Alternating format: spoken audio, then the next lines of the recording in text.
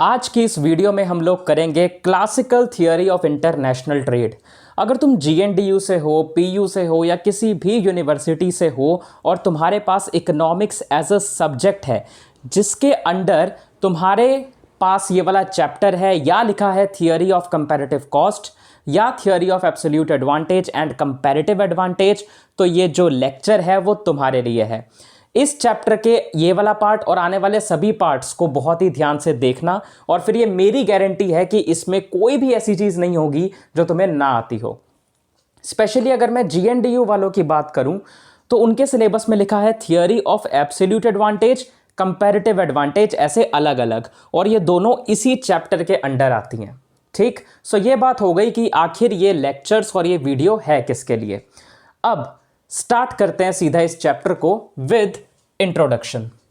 सो ये जो classical theory of international trade है, ये डेविड रिकार्डो ने 1817 में अपनी बुक के अंदर प्रपोज की थी। बुक का नाम था principles of political economy and taxation, याद रखना। पर इसका जो बेसिक आइडिया था ना, वो कुछ टाइम पहले एडम स्मिथ पहले ही दे चुके थे। इस थियोरी आने के काफ़ी टाइम बाद लेटर ऑन कुछ इकोनॉमिस्ट्स थे जैसे जेएस मिल, केयरनेस, बेस्टेबल, टॉसिग, हेबर्लर, इन सब ने मिलके क्या किया कि इस थियोरी में कुछ कमियां थी, कुछ क्रिटिसिज्म्स थी, तो इसको मॉडिफाई किया एंड डेवलप किया और इसको थोड़ा सा और अच्छा बना के लोगों के सामने लेकर आए ताकि ये रियल लाइफ में एक्चुअल में काम में आ पाए। सॉरी। इस थियोरी का कोर आइडिया क्या था? बेसिकली मोटा मोटा अगर हम इंट्रोडक्शन में समझें कि आखिर इसमें हम क्या पढ़ने वाले हैं, वो देखते हैं। इसका कोर आइडिया समझने से पहले इस एग्जाम्पल को देखो, फिर इसका ये कोर आइडिया या लाइन पढ़ना, वरना इसके बिना समझ नहीं आएगी। एग्जाम्पल के तौर पे मान लो कि यहां पर ये तुम हो और तुम्हारा एक दोस्त है जिसका नाम है चंटू। अगर नाम बेकार लग रहा है तो अपने हिसाब से नाम बदल लेना, ठीक है। तो तुम्हारा एक दोस्त है चंटू, तुम दोनों डिफरेंट डिफरेंट प्लेसेस पे रहते हो, अलग अलग जगह पे बहुत दूर दूर रहते हो, जहां पर क्लाइमेटिक कंडीशंस और जो इन्वायरमेंटल कंडीशंस हैं वो सब बिल्कुल ही अलग अलग हैं। तो हुआ क्या कि तुम्हारे घर पे मैंगो ट्री या आम का पेड़ लगा हुआ है, वाटर भी एकदम फ्री आ रहा है, ऐसे भरपूर पानी भी अवेलेबल है तुम्हारे पास। तो अगर तुम मैंगो उगाते हो तो उसकी कॉस्ट तुम्हें काफ़ी कम पड़ती है, मतलब तुम सस्ते में मैंगो उगा लेते हो, कम खर्चा करे, क्योंकि तुम्हारे पास ऑलरेडी मैंगो उगाने के सारे रिसोर्सेज हैं। तुम्हारी क्लाइमेटिक कंडीशंस भी वैसी हैं जहां पर तुम आम अच्छे से उगा पाओ। पर वहीं अगर मैं बात करूं एप्पल की, तो उसको अगर तुमने उगाने की कोशिश की तो उसकी कॉस्ट ज़्यादा आएगी, खर्चा ज़्यादा आएगा, क्योंकि तुम्हारे आसपास कहीं पर भी एप्पल उगाने के राइट रिसोर्सेज नहीं है। और अगर तुम उगाने की कोशिश भी करोगे तो खर्चा बहुत आएगा भाई साहब, क्योंकि फेवरेबल कंडीशंस नहीं है वहाँ जहाँ तुम रह रहे हो। अब बात करते हैं चंटू की, जहाँ बिल्कुल उल्टा है। चंटू के घर पे एप्पल का ट्री है और वहाँ कोल्ड क्लाइमेट है, साथ ही साथ अगर वो एप्पल उगाता है तो उसको कॉस्ट काफ़ी कम पड़ती है, जैसा यहाँ पर मैंगो के लिए था। पर वहाँ मैंगो अगर वो उगाएगा तो उसकी कॉस्ट इसे ज़्यादा पड़ेगी, यानी बिल्कुल उल्टा। ये मैंगो सस्ते में उगा सकता है, एप्पल उगाना महंगा पड़ेगा। ये एप्पल सस्ते में उगा सकता है पर मैंगो उगाना महंगा पड़ेगा। टंग ट्विस्टर जैसा लग रहा है, हाँ। सो अब यहाँ पर होगा क्या, ये दोनों ट्रेड करेंगे, व्यापार करेंगे। कैसे? तुम अपने दोस्त चंटू को कहोगे कि यार तू ना अपने उस जगह से ना मेरे को एप्पल भेज और उसके बदले में मैं तुझे मैंगो देता हूं। तू मुझे एप्पल देगा, मैं तुझे मैंगो दूंगा। तो होगा क्या कि तुम उसे मैंगो भेजते हो, उसके बदले में वो तुम्हें एप्पल भेज देता है। सो यहां पे हुआ क्या, यहां पे ट्रेड हुई, व्यापार हुआ। और व्यापार क्यों हुआ? क्योंकि यहां पर दो अलग अलग प्लेसेस पे उस प्रोडक्ट की कॉस्ट में डिफरेंस था। बनाने में, खर्च में फर्क था, इसी वजह से ट्रेड पॉसिबल हो पाया। तो वही चीज अब यहां पे पढ़ो। अब इनको दो कंट्रीज की तरह ले लो। कोर आइडिया इस थियरी का यही है कि कोई भी दो कंट्रीज के बीच में ट्रेड तभी पॉसिबल हो पाती है जब उनकी प्रोडक्शन कॉस्ट्स अलग अलग होती हैं, राइट। वैसे कोई एक कंट्री में एक प्रोडक्ट सस्ता मिल रहा है, वहीं कोई दूसरा जो है मिल नहीं रहा, सॉरी, महंगा सस्ते में बन पा रहा है। किसी एक कंट्री में कोई एक प्रोडक्ट सस्ते में बन पा रहा है, वही वहां पे महंगा है, तो वो क्या करेगा, इस प्रोडक्ट को वहां भेज देगा, उसके बदले में उस कंट्री से वो प्रोडक्ट मंगाएगा जो यहां महंगा बन रहा था। साफ सीधी सी बात। सो ये है इसका कोर आइडिया, मोटा मोटा आइडिया। अब इस पूरी चीज से एक चीज तो हमें जानने को मिली है, एक नहीं एक्चुअली दो चीजें हमें जानने को मिली हैं। पहली कि हर एक कंट्री उस प्रोडक्ट में स्पेशलाइज करेगी, यानी कि उस प्रोडक्ट को ज्यादा प्रोड्यूस करेगी जिसमें उसकी प्रोडक्शन कॉस्ट कम लग रही है, खर्चा कम आ रहा है। जैसे यहां पर तुम मैंगो ज्यादा उगाओगे क्योंकि यहां पर तुम्हारे उसकी प्रोडक्शन कॉस्ट कम है। उसके बाद दूसरी चीज हमें जानने को मिली है कि जो कॉस्ट डिफरेंसेस होते हैं ना, ये कि एक जगह कोई चीज़ सस्ती, दूसरी जगह वही महंगी, इसका मेन रीज़न पता है क्या होता है? पहला तो फिजिकल और दूसरा जियोग्राफिकल कंडीशंस का अलग अलग होना। मतलब जैसे किसी एक जगह पे लैंड की फर्टिलिटी कुछ और है, दूसरी जगह कुछ और है, क्लाइमेट का अलग अलग होना, रिसोर्सेज का अलग अलग होना, कुछ जगह पे कुछ रिसोर्सेज होना, कुछ जगह पे कुछ रिसोर्सेज ना होना, इन चीज़ों की वजह से ये सब होता है। सो आई होप कि ये पेज तुम लोगों को क्लियर है। मैं साइड हो जाता हूं, तुम स्क्रीनशॉट ले लो, फिर हम बढ़ते हैं आगे। चलो अब हम आगे कंटिन्यू करते हैं। अब आगे के कॉन्सेप्ट समझने से पहले कुछ 3 कॉन्सेप्ट्स ऐसे हैं जो तुम्हें समझने काफ़ी ज़्यादा ज़रूरी हैं, ठीक। तो चलो, सबसे पहला है टर्म्स ऑफ ट्रेड, जिसके बारे में हम बात करेंगे अभी। दूसरा है एक्सपोर्ट्स। एक्सपोर्ट्स मतलब कोई भी एक देश या कंट्री जब किसी दूसरी कंट्री को अपने प्रोडक्ट्स बेचती है, वहां पर अपने प्रोडक्ट्स भेजती है, उसे एक्सपोर्ट कहते हैं कि कंट्री ने अपने यहां पर कोई प्रोडक्ट को एक्सपोर्ट किया। पर वहीं अगर वो किसी दूसरे देश से प्रोडक्ट मंगाती है तो उसे हम कहते हैं कि हमने उस देश से उस प्रोडक्ट को इंपोर्ट करवाया, अपने देश में हम लेकर आए। एक्सपोर्ट मतलब भेजना, इंपोर्ट मतलब बाहर से मंगाना। कुछ प्रोडक्ट्स के बारे में तुमने सुना होगा ना, ये इंपोर्टेड है। इंपोर्टेड मतलब क्या है? बाहर से आया है, दूसरे देश से आया है, ठीक। ये 2 वर्ड्स में कभी कभार स्टूडेंट्स को कंफ्यूजन होती है, तो मैंने क्लियर कर दिया। अब बात आती है टर्म्स ऑफ ट्रेड की। एग्जाम्पल के तौर पे देखते हैं। मान लो कि एक एप्पल की जो कीमत है वो है 4 अंडे के बराबर, 4 एग्स के बराबर। ये एक बेंचमार्क सेट हो गया कि एक एप्पल की कीमत 4 अंडे के बराबर है, ये मान लो। अब हुआ क्या कि यहां पर अब तुम हो और तुम्हारा कोई और दूसरा दोस्त है मंटू। सर ये कैसे नाम रख देते हो, कभी चंटू कभी मंटू, अपने हिसाब से जो मर्जी और नाम रख लो यार, ठीक है। सो यहां पर तुम हो, यहां पर तुम्हारा दोस्त मंटू है। तुम्हारा काम वही है एप्पल उगाने का, एप्पल सस्ते में मिल जा रहे हैं। अब आपने मंटू भाई साहब से बात करी कि मंटू भाई एक काम करते हैं, तू ना मेरे को एक एप्पल के बदले 6 अंडे दे दे, क्योंकि इसमें मेरा फायदा है। हमें पता है ना कि एक एप्पल 4 अंडों के बराबर है, मैं एक एप्पल के बदले उससे 6 अंडे ले रहा हूं, तो ये मेरे लिए अच्छी बात हुई ना, मेरा फायदा हुआ ना। और मान लो ये मंटू मान भी गया, वो कहता ठीक है तू मुझे एक एप्पल दे, उसके बदले मैं तुझे 6 अंडे देता हूं। तो अब ये जो चीज हुई वो थे गुड टर्म्स, ये एक अच्छे टर्म्स हैं, फायदे की बात है। पर वहीं इसका दूसरा केस ले लेते हैं कि मान लो मंटू नहीं माना। मंटू कहता भाई मेरी बात सुन, तू ना ऐसा कर, एक एप्पल मुझे दे दे, उसके बदले मैं तुझे 3 अंडे दे देता हूं, 3 एग्स। पर यहां तो मेरा घाटा हो गया क्योंकि मेरा नहीं तुम्हारा, क्योंकि यहां पर तुम हो, तो यहां तो तुम्हारा घाटा हो गया, क्योंकि एक एप्पल के बदले तुम्हें 3 अंडे मिल रहे हैं, पर एक एप्पल की कीमत ही 4 अंडों जितनी है, तो तुम्हें एक अंडा घाटा हो गया। ये मैं क्या बोल रहा हूं, तुम्हें एक अंडे का घाटा हो गया।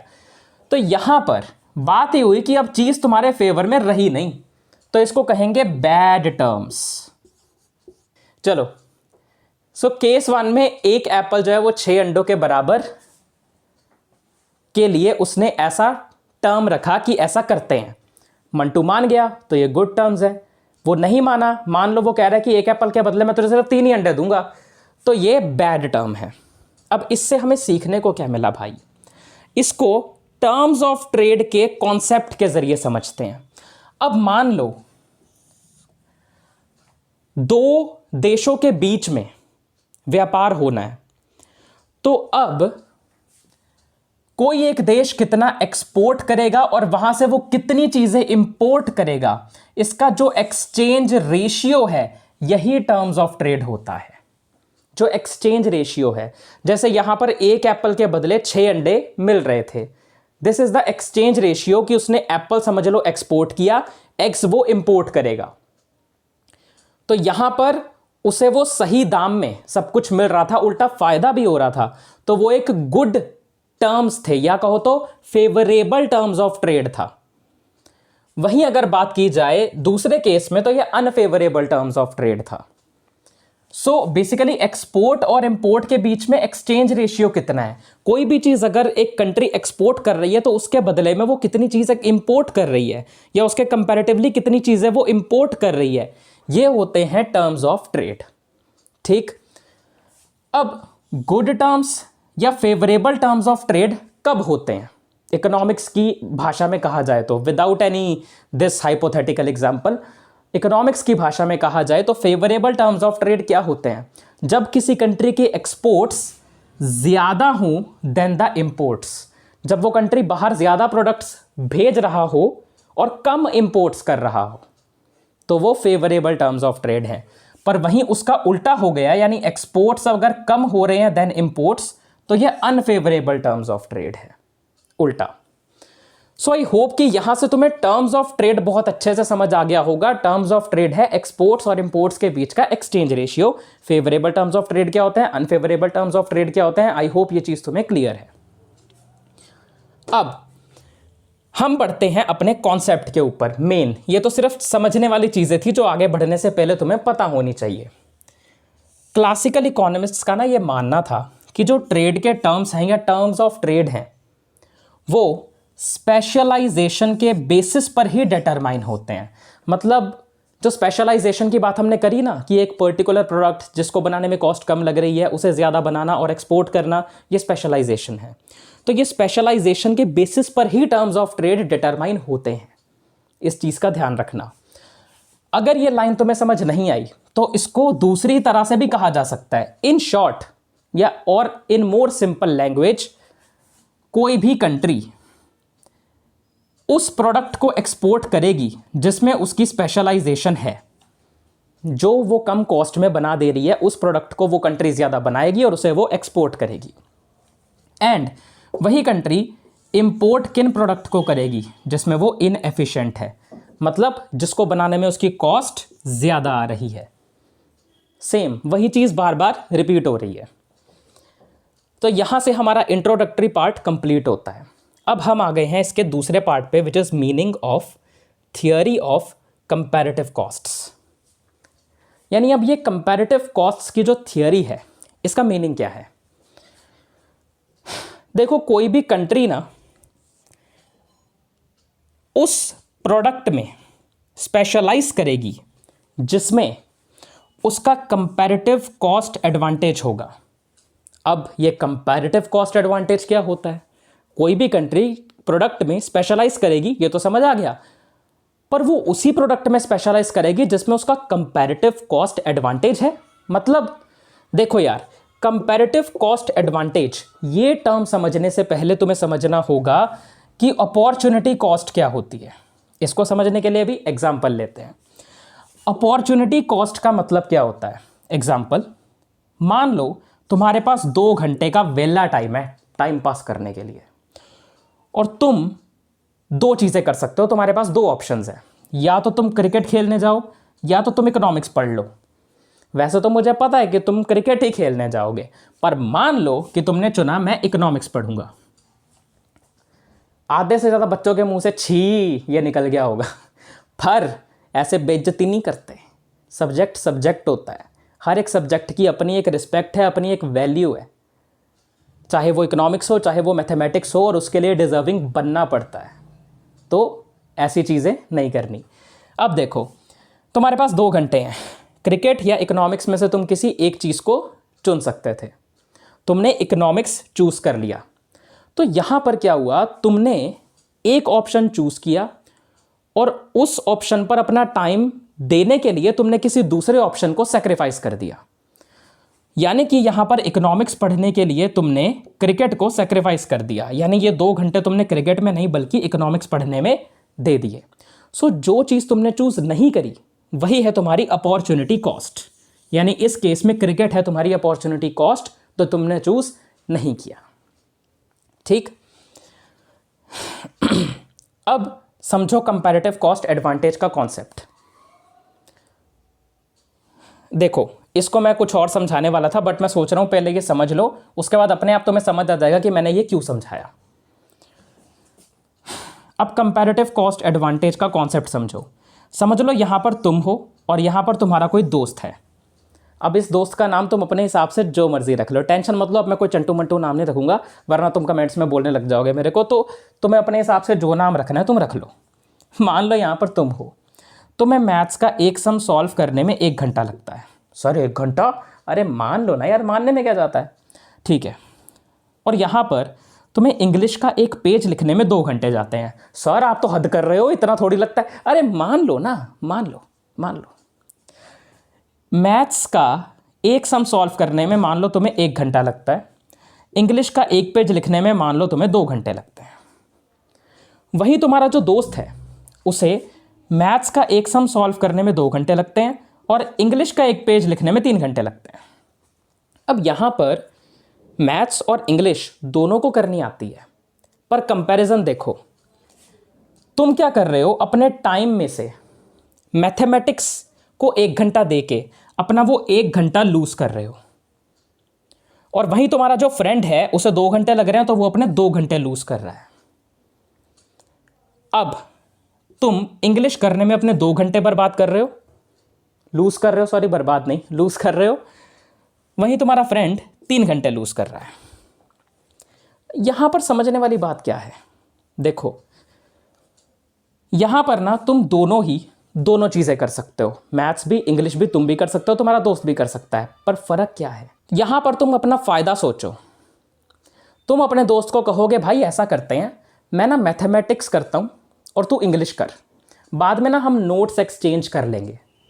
तो हुआ क्या, तुमने सिर्फ 1 घंटा मैथ्स को दिया और तुम फ्री, इंग्लिश का तो उससे नोट्स लेने तुमने, उसने इंग्लिश में 3 घंटे दिए अपने और बाद में वो भी फ्री। तो यहां पर फायदा ज्यादा किसका हुआ, तुम्हारा हुआ ना। तुमने क्या किया कि आता तुम्हें भी दोनों चीजें करनी थी, तुम्हारे दोस्त को भी, पर तुमने देखा तुम्हारा फायदा कहां है, किसमें मैं कम टाइम दूं, और दूसरी चीज जिसमें मुझे ज्यादा टाइम लग रहा है उसे मैं कहीं और से मंगवा लूं ताकि मेरा टाइम भी बचे और मेरा पैसा भी बचे।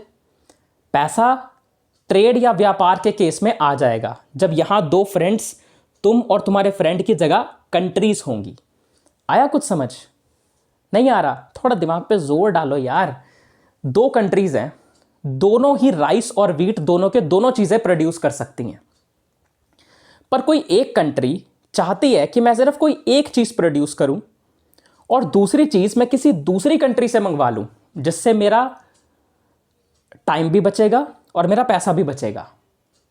सो हुआ क्या कि एक कंट्री ने एक प्रोडक्ट को अपना टाइम दिया और दूसरे को सेक्रीफाइस कर दिया कि नहीं ये मैं दूसरी कंट्री से मंगवाऊंगा, तो वो उसकी अपॉर्चुनिटी कॉस्ट थी। और उसने दूसरी कंट्री से किस प्रोडक्ट को मंगवाया, जिसमें उसे ज्यादा टाइम लग जाना था।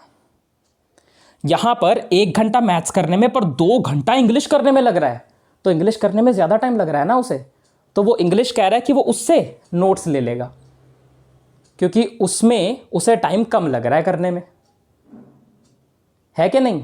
अब ये मत कह देना कि भाई इसे 2 घंटे लग रहे हैं, इसे 3 घंटे, इसे ज्यादा टाइम लग रहा है, मैं ये कह ही नहीं रहा। तुम कंपैरिजन खुद का करो ना, तुम्हें 1 घंटा मैथ्स करने में लग रहा है और 2 घंटा तुम्हें इंग्लिश करने में लग रहा है, तो तुम अपने इंग्लिश के 2 घंटे बचा रहे हो, उसके भले 3 घंटे जाए 4 घंटे जाए, हमें क्या, हमें तो वहां से प्रोडक्ट लेना है ताकि हमें फायदा हो। आया समझ? सो यहां से कंपैरेटिव कॉस्ट एडवांटेज का मतलब हमें खुद वो चीज बनानी है जिसे हम कम टाइम में कम कॉस्ट में बना लें। जहां पर हमारा टाइम ज्यादा या कॉस्ट ज्यादा लग रही है, हम वो किसी दूसरे देश से मंगाएंगे, और किसी दूसरे देश से हमने जो प्रोडक्ट मंगवाना है वो प्रोडक्ट हमने खुद नहीं बनाया, उस प्रोडक्ट को हमने सेक्रीफाइस किया कोई और अच्छा प्रोडक्ट बनाने में जिसमें हमारी कंपैरेटिव कॉस्ट एडवांटेज है। तो जो गवा दिया हमने, सेक्रीफाइस कर दिया, वो अपॉर्चुनिटी कॉस्ट थी। ठीक? सो आई होप कि तुम्हें यह समझ आया हो। इससे ज़्यादा अच्छे से मैं इस कॉन्सेप्ट को नहीं समझा सकता था। इस वीडियो को रिवाइंड करना और वापस चला के देखना अगर तुम्हें यह समझ नहीं आया। इससे ज़्यादा अच्छे से इस कॉन्सेप्ट को नहीं समझाया जा सकता। सो कंपैरेटिव कॉस्ट एडवांटेज, खुद कोई एक पर्टिकुलर चीज़ प्रोड्यूस करना जिसमें तुम्हें कॉस्ट कम लगे, टाइम कम लगे, और दूसरी चीज़ कहीं और से इंपोर्ट करवा लेना। भले ही तुम वो दूसरी चीज़ जो तुमने नहीं बनाई उसमें तुम अच्छे हो, बना सकते हो, पर तुमने कहा कि मैं अपना टाइम वेस्ट क्यों करूं जब मैं बाहर से वो चीज़ ऑलरेडी मंगवा सकता हूं। That's why. अब आगे बढ़ते हैं यार। देखो, कंपैरेटिव कॉस्ट एडवांटेज, कोई भी कंट्री उसी प्रोडक्ट में स्पेशलाइज करेगी जिसमें उसकी कंपैरेटिव कॉस्ट एडवांटेज है, और फिर वो उसे एक्सपोर्ट करेगी। इससे होगा क्या? म्यूचुअली बेनिफिशियल होगा। ये दोनों के लिए बेनिफिशियल है। दोनों के लिए बेनिफिशियल हुआ ना, क्योंकि उसे भी तो मैथ्स के नोट मिल ही रहे हैं ना। जो दूसरा फ्रेंड है जिससे तुम इंग्लिश के नोट्स ले रहे हो, उसे भी तो तुम अपने मैथ्स के नोट्स दे ही रहे हो ना।